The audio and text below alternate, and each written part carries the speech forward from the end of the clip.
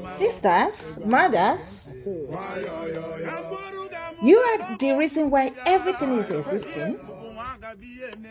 Even when you have nothing, even when you are knocked down, you still get up and pretend as if nothing has or had happened.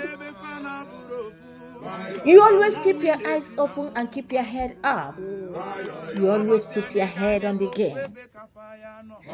Cleaning the house, doing all kinds of chores, doing all kind of domestic chores, cooking, doing all kinds of child rearing, child bearing, anything. It's all about you. Even when you are sick, even when you are not supposed to be doing what you are doing right now. Maybe you are sick, maybe you are underrated, maybe you are depressed. You still get up and keep going. You keep going. You keep taking care of everybody. Sisters, I power you. Sisters, I honor you. I just lift you up, okay?